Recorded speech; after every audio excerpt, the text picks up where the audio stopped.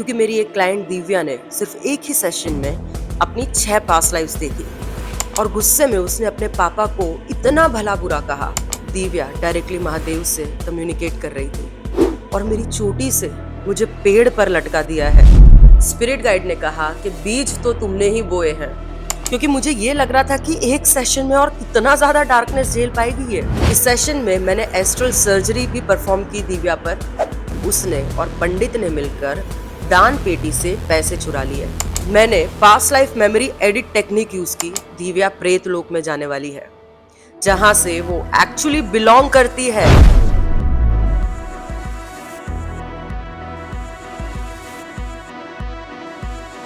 Hello friends, welcome to Sitara speaks, where we decode karma through past life regression. आज की जो PLR story है वो सुन के आप शॉक हो जाओगे, आपके रोंगटे खड़े हो जाएंगे, क्योंकि मेरी एक क्लाइंट दिव्या ने सिर्फ एक ही सेशन में अपनी 6 पास्ट लाइफ्स देखी। और इस वजह से ये सेशन मैं 2 पार्ट्स में शेयर करने वाली हूँ, क्योंकि एक वीडियो में इस सेशन की जो पूरी जानकारी है और डिटेल्स और लर्निंग्स जो है वो ठीक से नहीं हो पाएगी। ये एक पावरफुल सेशन था जिसमें हमने कर्मा की सही जड़ें पहचानी। ये वीडियो या सेशन इतना इंपॉर्टेंट क्यों है ये आपको आगे जाके पता लग जाएगा, लेकिन इसका सेकंड पार्ट जो है वो आप देखना मत भूलिएगा। पहले पार्ट रिलीज करने के 2-3 दिन बाद में ही मैं इसका सेकंड पार्ट भी रिलीज कर दूंगी। सॉरी, आज मेरे को थोड़ी सी सर्दी है, तबीयत ठीक नहीं है, लेकिन मैंने सोचा कि वीडियो रिलीज करना भी बहुत जरूरी है। आप लोग भी बहुत ईगरली नए नए वीडियोस का वेट करते हो, तो ये सेशन भी आप तक पहुंचाना बहुत जरूरी था। इसलिए मैंने सोचा कि जल्दी से इसे रिकॉर्ड करके आपके लिए पोस्ट कर दूं। इस सेशन में दिव्या ने ना सिर्फ अपनी पास्ट लाइफ्स देखी, बल्कि प्रेत लोक और शिव लोक को भी विजिट किया, मतलब उनका दर्शन किया एक ही सेशन में। कितना कॉन्ट्रडिक्टरी है, सोचिए आप। एक तरफ प्रेत लोक जहां आत्माएं भटकती रहती है, और दूसरी तरफ है शिवलोक जहां परम शांति का अनुभव होता है। लेकिन यही चीज इस सेशन को अनोखा बनाती है।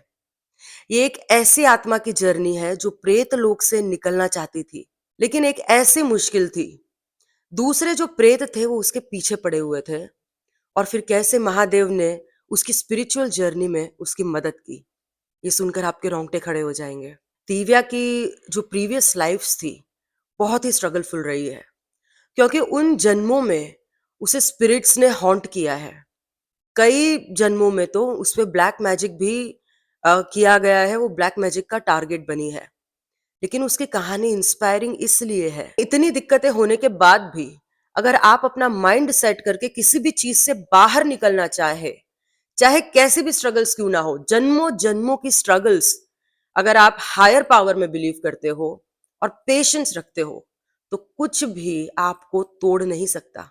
और इस सेशन की खास बात ये थी कि इस सेशन में मैंने सिर्फ ट्रेडिशनल पीएलआर टेक्निक्स का यूज नहीं किया, बल्कि एडवांस और पावरफुल टेक्निक की कॉम्बिनेशन का यूज किया है, जो शायद आपने पहले कभी ना सुना हो कि एक सेशन में इतनी सारी टेक्निक्स एक साथ यूज हुई है। मैंने past life memory edit technique use की, जहां मैंने दिव्या की पास्ट लाइफ मेमोरी से जुड़ी नेगेटिव फीलिंग्स को ट्रांसफॉर्म किया। फिर मैंने कुछ और भी यूनिक किया। मैंने दिव्या को खुद के फ्यूचर सेल्फ से मिलवाया पास्ट लाइफ में ले जाके, ताकि उसकी पास्ट लाइफ वाला कैरेक्टर ये समझ सके कि आत्मा कभी मरती नहीं है, क्योंकि पास्ट लाइफ्स में इतना पेन था, ये करना बहुत जरूरी था। इस सेशन में मैंने एस्ट्रल सर्जरी भी परफॉर्म की दिव्या पर। और सबसे इंपॉर्टेंट, हर एक लाइफ के एंड पर, हर एक ट्रॉमेटिक एक्सपीरियंस के बाद मैंने कंटिन्यूसली उसको हील मैं करती रही। ये सिर्फ एक पीएलआर सेशन नहीं था, बल्कि दोस्तों ये एक कंप्लीट स्पिरिचुअल ट्रांसफॉर्मेशन की हीलिंग जर्नी थी। क्योंकि ये सिर्फ एक इंटरेस्टिंग पीएलआर स्टोरी नहीं है, ये एक पावरफुल स्पिरिचुअल जर्नी है, जिससे आप ये सीख पाओगे कि अपनी खुद की स्ट्रगल से कैसे बाहर आ सकते हो, अपने खुद के डीमन से कैसे आप लड़ सकते हो। अब देखिए, मैं हमेशा ये कहती हूं कि पीएलआर सेशन कितना सक्सेसफुल होगा, आप कितनी डेप्थ तक अपनी पास्ट लाइफ्स देख पाओगे, ये थेरेपिस्ट से ज्यादा क्लाइंट की खुद की जो एबिलिटी है और ओपननेस है उसके ऊपर डिपेंड करता है। और दिव्या जो है वो इसका परफेक्ट एग्जाम्पल है। हाँ, एक स्किल्ड और एक्सपीरियंस थेरेपिस्ट आपको सही क्वेश्चन पूछने में और पास्ट लाइफ्स को प्रॉपरली नेविगेट करने में और आपकी प्रॉब्लम्स का जो रूट कॉज है उसका सॉल्यूशन ढूंढने में आपको जरूर हेल्प कर सकता है। लेकिन अगर आप as a client deep trance state में जा सकते हो, अगर आप अपने आप को कंप्लीटली सरेंडर कर सकते हो, तो ये जो प्रोसेस है वो प्योर मैजिक बन जाता है। इसका जो एक्सपीरियंस होता है, ये जो रिग्रेशन होता है वो बिल्कुल एफर्टलेस बन जाता है। अब दिव्या ने मेरे यूट्यूब वीडियोस देखकर मुझे कांटेक्ट किया, अपना पीएलआर सेशन बुक किया। अब इंटरेस्टिंग बात यह है कि वो पहले भी अपनी 6-7 लाइफ्स देख चुकी है, 3 से 4 बार अपना पास्ट लाइफ रिग्रेशन करवा चुकी है। फिर भी कुछ इंपॉर्टेंट क्वेश्चंस थे, कुछ डीप आंसर्स थे जो उसे अभी तक नहीं मिले थे, और इसलिए स्पेसिफिकली वो मेरे पास आई कि शायद हम दोनों मिलकर उसका जो हिडन आंसर्स है उनको ढूंढ पाए। अब आते हैं दिव्या की रियल लाइफ की कहानी पर, जो उसके पीएलआर सेशन की जरूरत को समझने के लिए बहुत इंपॉर्टेंट है। दिव्या अपने पति के साथ में इटली में रहती है, लव मैरिज है उसकी, और ऊपरी तौर से देखने पर सब कुछ ठीक लगता है, लाइफ बिल्कुल परफेक्ट है, लाइफ सही है, हस्बैंड भी अच्छा है, बट बहुत ज्यादा इंटीमेसी नहीं है। लेकिन दिव्या के क्वेश्चंस जो थे वो अपने हस्बैंड से रिलेटेड नहीं थे। बचपन से ही अपने फादर के साथ में दिव्या का रिलेशनशिप बहुत ही स्ट्रेन्ड और डिफिकल्ट रहा। उसके पापा बहुत ज्यादा स्ट्रिक्ट थे। दिव्या कभी भी उनसे खुलकर बात भी नहीं कर पाती थी। हमेशा एक डर, एक हेजिटेशन रहता था, एक गैप रहता था। और जब वो बड़ी हुई तो उसके जो पापा थे उसको, दिव्या को खुद के कैरेक्टर के लिए उसके ऊपर इल्जाम लगाते थे, अपनी ही बेटी पर शक करते थे, और वो चीज दिव्या के लिए बहुत ज्यादा पेनफुल और ट्रॉमेटिक थी। दिव्या जो थी वो जनरली अपने पापा के सामने चुप ही रहती थी। वो कभी भी उनसे कन्फ्रंट्रेशन करना अवॉइड ही करती थी। लेकिन एक बार कुछ ऐसा हुआ कि दिव्या का जो गुस्सा था, उसके अंदर जो दबा हुआ इमोशन था, वो अचानक बाहर आ गया, और गुस्से में उसने अपने पापा को इतना भला बुरा कहा, इतना हार्श, इतना हेटफुल बातें कही कि वो खुद ही ये सुनकर डर गई कि ये मैंने कैसे बोल दिया, ये शब्द, ये इंटेंसिटी मेरे अंदर कहाँ से आई, ये मेरे मुंह से क्या निकल गया। और उसे खुद पर यकीन नहीं हुआ कि वो इतनी अग्रेसिव हो कैसे सकती है। कुछ समय बाद दिव्या के पेरेंट्स सेपरेट हुए। तब भी एक बहुत वायलेंट और अग्रेसिव झगड़ा हुआ दिव्या का और उसके पापा का, जिसमें दिव्या को ऐसा लगा कि वो शायद गुस्से से ब्लैकआउट हो जाएगी, इतना तगड़ा गुस्सा, इतना जोर, और जैसे वो अपनी बॉडी से उसका कंट्रोल ही छूट रहा हो, ऐसा उसको फील हो रहा था। उस इंसिडेंट के बाद में वो अपने ही गुस्से से डरने लगी, और वो आज भी इतने सालों बाद भी उसी डर के साथ में जी रही है। वो कहती है कि हमेशा मुझे छुप जाने का मन करता है, जैसे अपने अंदर एक डार्कनेस फील होती है जो मुझे अंदर ही अंदर खा रही है। उसे कंटिन्यूअसली ये फीलिंग रहती है कि अगर वो कुछ बोलेगी, अगर वो नॉर्मली भी इंटरेक्ट करेगी तो कुछ बुरा हो जाएगा, कुछ गलत हो जाएगा, इसलिए किसी से भी मिलने का मन नहीं करता उसको। धीरे धीरे वो सोसाइटी से अपने आप कट होने लग गई, अपने फ्रेंड्स, फैमिली, कॉलीग्स, सबके साथ धीरे धीरे थोड़ा सा डिस्टेंस मेंटेन करने लगी, और इसके पीछे कोई लॉजिकल रीजन नहीं है, कोई एक्सटर्नल प्रॉब्लम है ही नहीं। और उसको ऊपर से ये लगता था कि ये उसका गुस्सा है, जैसे वो अपने इंटेंस गुस्से से डर रही है। लेकिन जब वो डीप में सोचने लगी कि ऐसा मेरे साथ क्यों हो रहा है, तो उसे ये पता चला कि एक्चुअली ये कोई एंगर नहीं है, ये एक बहुत बड़ा डर है जो उसके एग्जिस्टेंस के कोर में बैठ गया है। मुझसे कुछ गलत हो जाएगा, और कभी कभी तो खुद से ही डर लगता है, मैं खुद को ट्रस्ट नहीं कर पाती, इसलिए वो चुप रहना ज्यादा पसंद करती थी, अकेले रहना पसंद करती थी। और उसको ये लगता था कि अगर वो बात करेगी, अपने आप को एक्सप्रेस करेगी, तो बिगड़ जाएगा, सिचुएशन बिगड़ जाएगी, सब कुछ टूट जाएगा, बिखर जाएगा। 2-3 बार उसे सुसाइड अटेम्प्ट करने का भी थॉट आया था। लेकिन वो कहती है कि मुझे लगता था कि अगर मुझे गुस्सा आ गया तो मैं किसी भी हद तक जा सकती हूँ, मैं कुछ भी कर सकती हूँ, और इसलिए मैं कहीं छुप जाना चाहती हूँ, मैं कहीं भाग जाना चाहती हूँ। और यहाँ आता है उसका सबसे बड़ा, सबसे इंपॉर्टेंट सवाल, जो उसको मेरे पास लेकर आया था। वो कहती है कि मुझे ये जानना है, ये जो सप्रेस्ड एंगर है, ये जो डीप रूटेड फियर है, ये किसी पास्ट लाइफ का ट्रॉमा है, किसी पास्ट लाइफ में छुपी हुई चीज है, इसका रूट कॉज क्या है? क्योंकि मैं ये साइकिल तोड़ना चाहती हूँ, मैं ये डार्कनेस से बाहर निकलना चाहती हूँ। तो चलिए देखते हैं कि इस एक्स्ट्रॉर्डिनरी सेशन में दिव्या ने क्या-क्या डिस्कवर किया? उन्होंने मेरे को मेरे बाल से ही बांध के पेड़ से लटका दिया, मतलब मार के। जब हम दिव्या की पहली पास्ट लाइफ में गए, तो उसने अपने आप को एक 6-7 साल के छोटे से ब्राह्मण बच्चे के रूप में देखा। धोती पहनी हुई, सर पे चोटी और रात के अंधेरे में एक पेड़ के पीछे वो छुपा हुआ था। उसने ये कहा कि मुझे बहुत डर लग रहा है। जब मैंने ये पूछा कि इतना डर क्यों तुमको लग रहा है, तो उसने ये कहा कि एक आदमी अपने कंधे पर एक लड़की को उठाकर लेकर जा रहा है और वो बहुत ही डरावना इंसान है। वो आदमी बहुत खतरनाक लग रहा है और मुझे ये लग रहा है कि मैं गलत टाइम पे गलत जगह पे आ गया हूँ। मैंने ये पूछा कि तुम इतनी रात को यहाँ पर क्या कर रहे हो? तो उसने कहा कि बस शाम को खेलने के लिए निकला था और खेलते-खेलते थोड़ा-सा दूर आ गया हूँ जंगल की तरफ। तो मैंने कहा कि आगे देखो, आगे क्या होता है? और उसने जो बताया वो बहुत भयंकर था। उस आदमी ने उसे देख लिया था और उसकी तरफ ही वो आ रहा था। थोड़ी देर बाद दिव्या ने कहा कि उसने मुझे मार दिया है और मेरी चोटी से मुझे पेड़ पर लटका दिया है। लेकिन उस बच्चे की जो छटपटाहट थी, वो डर, वो अकेलापन, वो दिव्या अभी भी महसूस कर रही थी। वो कहने लगे कि मुझे बहुत डर लग रहा है और बहुत बेचैनी हो रही है। और यहीं पे मैंने उसको हीलिंग दी और सबसे इंपॉर्टेंट कि मैंने पास्ट लाइफ मेमोरी को एडिट करने की टेक्निक को यूज किया। इस टेक्निक में आप पास्ट लाइफ की मेमोरीज की जो नेगेटिव इम्प्रिंट होती है उसको चेंज कर सकते हो, जो आपकी मेमोरी डेटा बैंक में स्टोर है। मैंने दिव्या से कहा कि पहले रात को दिन में बदल दो और अब जाओ उस बच्चे के पास अपने इसी रूप में, उसे हक करो, उसे कहो कि तुम अकेले नहीं हो, मैं तुम्हारे साथ हूं, मैं और तुम एक ही है। यहाँ सिर्फ तुम्हारा शरीर नष्ट हुआ है लेकिन आत्मा एक नए सफर पे निकल गई है और मैं ही उसका प्रमाण हूं। तब दिव्या ने रोते हुए कहा कि मेरी तो कोई गलती नहीं थी, मैं तो छोटा बच्चा था, मैंने तो बस देखा था, तो फिर भी मेरे साथ ऐसा क्यों हुआ? तो मैंने सबसे पहले तो डिवाइन लव एनर्जी के साथ में उसको शावर कराया और फिर इस सवाल का जवाब ढूंढने के लिए मैं उसे उस बेंच पे लेकर गई जहां से हमने पास्ट लाइफ की जर्नी शुरू की थी। वहां मैंने दिव्या के स्पिरिट गाइड को बुलाया और उनसे पूछा कि क्या यही वो पास्ट लाइफ है जिसकी वजह से दिव्या के अंदर ये छुपा हुआ डर बैठा हुआ है?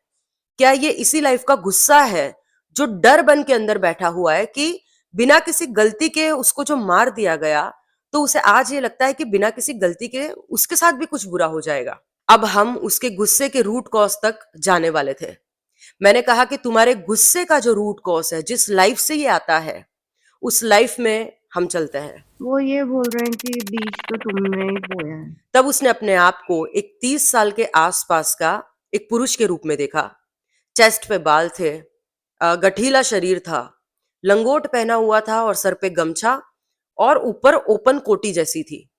वो खेत में काम कर रहा था। मैंने सोचा कि उसको अपने घर पर लेकर चलते हैं। तो उसने अपने आप को अपनी वाइफ और 2 बच्चों के साथ में देखा। बहुत प्यार था उन लोगों में। लेकिन एक शॉकिंग बात सुनिए कि जब मैंने उसे अपनी वाइफ को अच्छे से देखने के लिए कहा, तो उसे अपनी वाइफ, अपना जो करंट लाइफ का डॉग है, उसके रूप में उसने रिकॉग्नाइज किया। हाँ, आपने सही सुना, अपने करंट लाइफ के पेट डॉग के रूप में। अब ये मेरे लिए भी बहुत ज्यादा शॉकिंग था, क्योंकि आत्माएं एक दूसरे के साथ में कैसे डिफरेंट फॉर्म्स में आती है, इस पर बहुत अलग अलग ओपिनियंस है। लेकिन आप क्या मानते हो, आप किस चीज में बिलीव करते हो, वो मैं आप पे छोड़ती हूँ। चलिए आगे बढ़ते हैं। उसने कहा कि वाइफ के साथ में बहुत प्यार है और उसे ये फीलिंग आ रही थी कि वो अपनी वाइफ के लिए कुछ भी कर सकती थी, कुछ भी कर सकती थी, किसी हद तक जा सकती थी। तो मैंने उसे फिर से उस लाइफ की किसी इंपॉर्टेंट इवेंट पे जाने के लिए कहा। तो उसने अपने आप को राजा के दरबार में देखा, अपने घुटनों पे, बेबस, लाचार और राजा के सामने भीख मांगता हुआ। मैंने पूछा कि क्या हो गया? तो उसने कहा कि राजा ने उसकी जमीन छीन ली है और ये राजा बहुत क्रूर है। उसे कोई फर्क नहीं पड़ रहा है, उसको कोई फर्क नहीं पड़ता। और जब मैंने उसे कहा कि इस राजा को जरा ठीक से पहचानो, तो उसने इस राजा को अपने इस लाइफ के पापा के रूप में रिकग्नाइज किया, जिनसे उसका आज तक रिलेशन अच्छा नहीं है। यहाँ दरबार में उसे बहुत पावरलेस फील हो रहा था। उसे छटपटाहट महसूस हो रही थी। जब वो घर लौटा तो बहुत दुखी था। घुटन महसूस कर रहा था कि अब घर छोड़कर जाना पड़ेगा, क्योंकि यहाँ तो कुछ बचा ही नहीं है। और साथ में ये फीलिंग थी कि मैंने ऐसा तो क्या किया, क्यों मेरी जमीन छीन ली गई। अब वो कहने लगी कि ये हेल्पलेसनेस मुझे अभी भी बॉडी में फील हो रही है। अब मैंने दिव्या से ये कहा कि पूछो अपने स्पिरिट गाइड से कि पिछले जन्म में मैंने ऐसा कुछ बुरा किया था जिस वजह से मेरी जमीन, जो आय का साधन था, वो सब कुछ छीन लिया गया। तब स्पिरिट गाइड ने जो कहा वो सुन के दिव्या भी शॉक हो गई। स्पिरिट गाइड ने कहा कि बीज तो तुमने ही बोए हैं। तो मैंने कहा कि उनसे कहो तो फिर मुझे लेकर चलो, दिखाओ कि कौन से बीज मैंने बोए हैं, क्योंकि मुझे तो कुछ पता नहीं चल रहा और मैं ऐसे ही टूट रहा हूं, अंदर से इतना हेल्पलेस फील कर रहा हूं। मैंने ऐसे तो कौन से बीज बोए हैं जिसकी सजा मुझे आज तक इस जन्म में मिल रही है। मैं धनी धनी आदमी, धनी अनपढ़ लोगों का फायदा उठाऊंगी। और इसी के साथ वो अपनी एक और पिछली लाइफ में चली गई। अब उसने अपने आप को एक जमींदार के रूप में देखा। माथे पर पगड़ी पहनी थी, राजस्थानी अटायर, और उसे अपने खेत दिख रहे थे जहां बहुत सारे आदमी और बहुत सारी औरतें काम कर रही थी। उसने कहा कि मैं लालची हूं, मैं कुछ ना कुछ लोगों के साथ मैं कुछ गलत करता हूं। वो बोलती है कि या तो मैंने इनकी जमीनें लूट ली है या तो इन लोगों को फंसाया है। शुरू, चालाक और घमंड से भरा हूं मैं। तब मैंने उससे ये कहा कि देखो जरा, वो जो राजा था, क्या तुमने उसकी इस जीवन में जमीन तो नहीं छीनी है? कहीं नजर आ रहा है तुम्हें वो? तो उसने ये देखा कि एक आदमी उसके पैरों में अपनी पगड़ी रख के बैठा हुआ था और भीख मांग रहा था, लेकिन उसको कोई फर्क नहीं पड़ रहा था। लेकिन जब उसने उस आदमी की आंखों में देखा तो दिव्या को भी डर लग रहा था, जैसे उसको अपने पापा से डर लग रहा था। वो कहती है कि ये कुछ कर नहीं सकता, लेकिन मुझे डर लग रहा है।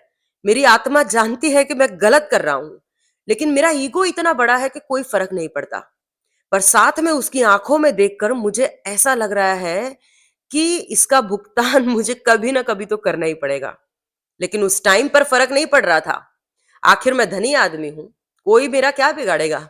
इसको पता नहीं है, ये दिव्या खुद बोल रही है कि इसको पता नहीं है कि आगे जाकर इसके साथ क्या होने वाला है।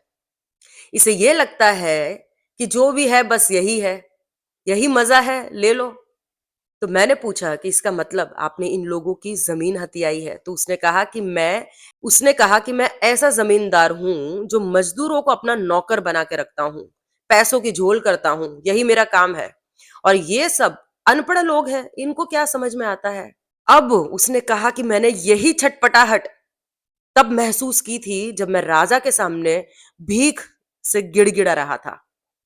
ये कर्मा का चक्रा अब उसको साफ दिखाई दे रहा था। फिर मैंने उसको ये कहा कि चलो अब हम इससे भी पहले की लाइफ में जाकर देखते हैं कि इसकी भी जड़ क्या है। सब जगह बहुत अंधेरा हो गया, मंदिर बंद हो चुका है। अब चुपके से पंडित ताला खोल रहा मंदिर तब का। उसने एक बहुत पुराना मंदिर देखा, काले पत्थरों से बना। उसने कहा कि कोई साउथ का बहुत पुराना सा मंदिर लग रहा है, और ये मंदिर है वो उसके सपनों में भी आया करता था। और जब मैंने उसको ठीक से देखने के लिए कहा तो उसने बताया कि ये बहुत ही प्राचीन माँ काली का मंदिर है, और वहां पे उसे एक पंडित दिखाई दे रहा था। तो मैंने कहा कि क्या दर्शन करने आए हो मंदिर में? तो उसने कहा कि मेरे मन में कुछ गलत चल रहा है।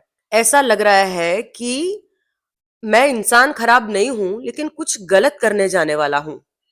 पंडित के साथ मिलकर शायद मैं यहाँ पे चोरी करने वाला हूँ मंदिर में। तो मैंने उससे कहा कि पंडित के पास जाकर बैठो और देखो कि दोनों जने क्या बात करते हो।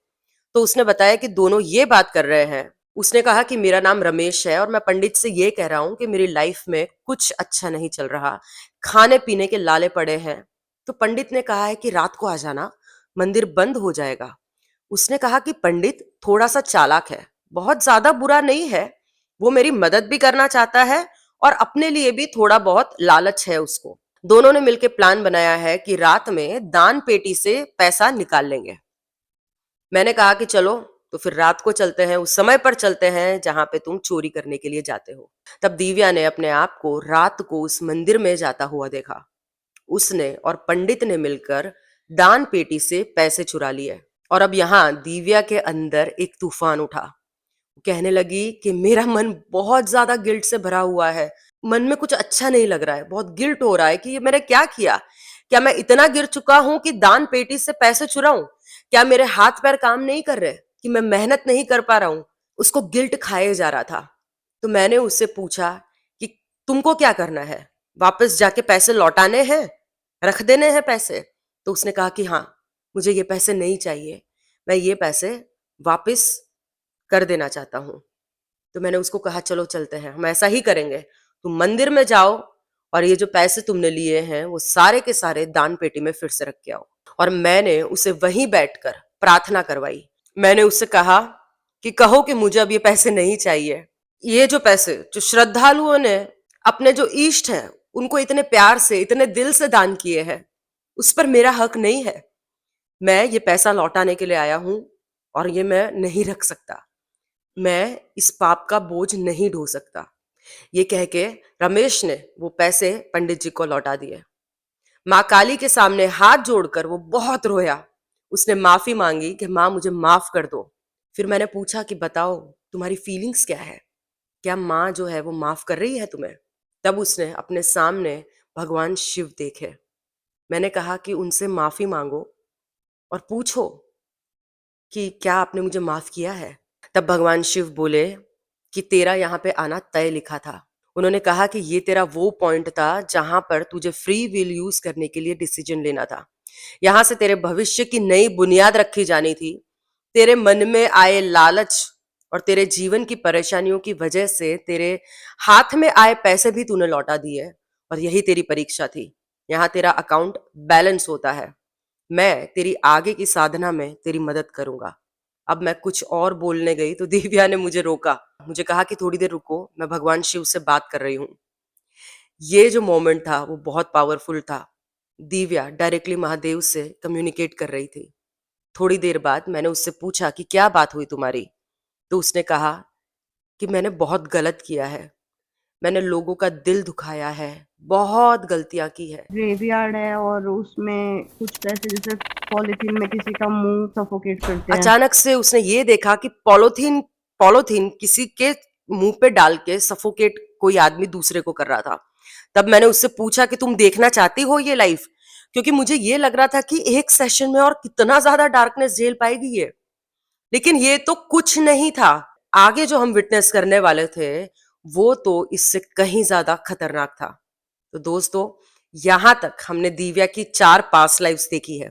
एक ब्राह्मण का बच्चा जिसको मार के पेड़ पे लटका दिया, एक किसान जिसका सब कुछ छीन लिया गया, एक जमींदार जो खुद दूसरों का सब कुछ छीनता था, हथियाता था, और एक इंसान जिसने काली मां के मंदिर से चोरी की लेकिन फिर माफी मांगकर अपना कर्म सुधारा। लेकिन अब जो आगे होने वाला था वो बहुत ही ज्यादा इंटेंस और डार्क है, क्योंकि अब दिव्या प्रेत लोक में जाने वाली है, जहां से वो एक्चुअली बिलोंग करती है। हाँ, आपने सही सुना, दिव्या ओरिजिनली प्रेत लोक की थी और उसने चूज किया था कि वो वहां से निकलेगी और महादेव ने उसकी मदद की थी। लेकिन प्रेत लोक की जो एंटिटीज थी वो उसे वापस खींचने की कोशिश कर रही थी। वो कहते थे कि तू कुछ भी कर ले, तू बच नहीं पाएगी। तो क्या दिव्या सच में बच पाई? कैसे महादेव ने उसकी मदद की? और क्या था वो बचपन का डरावना सपना जिसमें उसने एक एंटिटी को अपने घर की सीलिंग पे लटकते हुए देखा था? ये सब जानने के लिए आपको देखना पड़ेगा पार्ट 2, जो मैं बहुत जल्दी अपलोड करूंगी, बस 2-3 दिन में। ट्रस्ट मी दोस्तों, जो आप पार्ट 2 देखोगे वो आपके रोंगटे खड़े कर देगा। ये सेशन लिटरली एक स्पिरिचुअल बैटल है, डार्कनेस और लाइट के बीच में, प्रेत लोक और शिव लोक के बीच में। अगर आपको ये वीडियो पसंद आया हो तो प्लीज इसे लाइक कीजिए, शेयर कीजिए, और सबसे जरूरी बात, stay tuned with Sitara speaks और चैनल को सब्सक्राइब जरूर करिएगा। मिलते हैं पार्ट 2 में।